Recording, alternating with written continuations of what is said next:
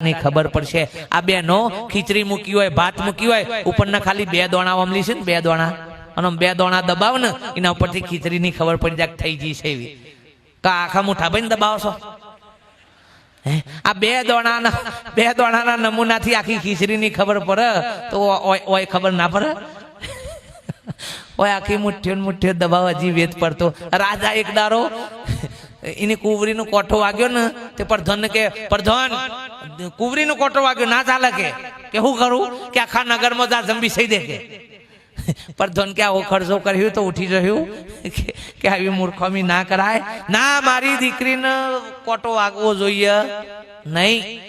પ્રધાને નક્કી કર્યું કે બાપુ રાજા સાહેબ કે આખા નગરમાં જા જંબી છાવી તો ખર્ચો ગમે તેટલો થાય પાથરી દે। તો પ્રધાન બહુ અનુભવી હતો બાપ, કોઈ મહાપુરુષો સંતોનું સેવેલા હતા। અમુક છે ને એ બુદ્ધિમાં ના આવા લખી રાખો, અમુક જ્ઞાન એ સંતોની શાનકારથી થાય, એક ઉદાહરણ 3 કાર્ય બુદ્ધિમાં આવે નહીં। અને આ જ્ઞાન છે ને એ બુદ્ધિનું મનનું કામ નથી બાપ, મનનું બુદ્ધિ જો વિરમી જાય ને તો સદગુરુની શાનની વાત શરૂ થાય બાપ। જો શાસ્ત્રમાં જે વાત ના મળે ને એ વાત સંતના પાસેથી જાણવા મળે। આ લખી રાખો, સર્વ શાસ્ત્રનો સર્વ વેદોનો જો કોઈ સાર હોય તો એ સત્પુરુષનું જ્ઞાન છે બાપ। મહાપુરુષના મુખમાંથી નીકળેલો શબ્દ શાસ્ત્ર થઈ જાય, મહાપુરુષોનું વર્તમાન વેદ બની જાય।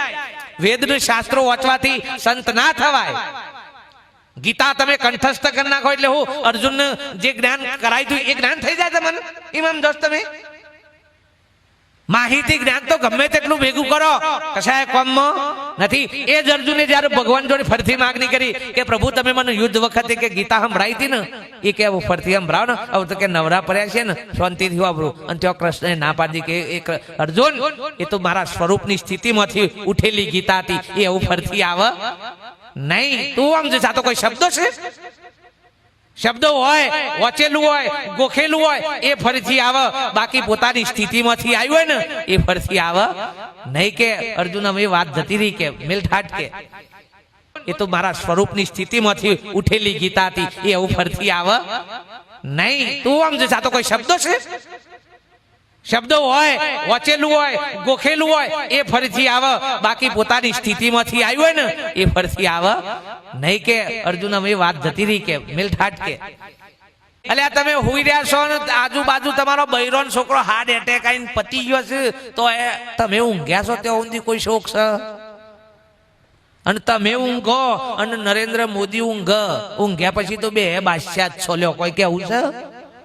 અને પહાડ ઊંઘ્યા હોય ને લાત ઠોકવી હોય તો એ ઠોકાઈ જાય, ઊંઘમાં વાંધો આવે નહીં। આમ તો ફફરાટી આવે પણ ઊંઘ્યા એટલે એ ઊંઘ એટલે પલંગમાં ઊંઘે છે કે હોનાના ઊંઘે છે એનું કોઈ લેવા દેવા નહીં। તમે ઢેફામાં ઊંઘ્યા હોય પણ ઊંઘ્યા એટલે કોઈ ખબર નહીં બાપ। આ ઊંઘ એવી છે કે ઊંઘ્યા એટલે જગત છૂટી જતા વાર લાગે નહીં। એમ સંતો કી સમજણની નિંદ્રામાં જે દારા આવી જાય ને બાપ એ દારા જગતને સહેજે છૂટી જતા વાર લાગે એવું નથી। એટલે ચો ચિંતા ચો અશાંતિ કશું ઊંઘ્યા પછી કોઈ ટેન્શન છે? આ ડખારા ચાને છે ઉઠ્યા એ ડૂટમ ડૂટી તમે જુઓ તો કૂતરો એ હમતો કૂતરો એ તાન હું અને હવાના પોરમાંથી તે ડોટેમ ડોટ ચર છે કે આમ હું કરે આમ હા હારા જાનવરે તમે જુઓ તો 12 વાગ્યા પછી તો એ વાગોલવાનું રાખ્યું, બાકી તો ખાવાનું તો બંધ કરી દીધું। ગમણમાં નાખો તો નાખો એ શાંતિથી આમ મસ્તીથી આમ પેલા અને હારો આ 12 વાગે ડોટે ચર્યો હોય તમે જુઓ તો હા હોટલમાં એ દેખાય ને લારીઓ ઉપર એ દેખાય ને બધા જોતો ઠીબરો ચાટ એટલે હું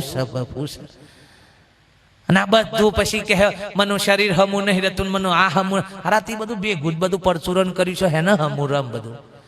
સાત્વિક ખોરાક હોય એટલે સાત્વિક વિચારો હોય, સાત્વિક વિચારો હોય તો મહાપુરુષો કે ત્યાં સુખ ને શાંતિનો અહેસાસ થાય। બધું બારોબારનું આજ બધું આવ્યું હોય ચોથી બાપ પેલું થાય।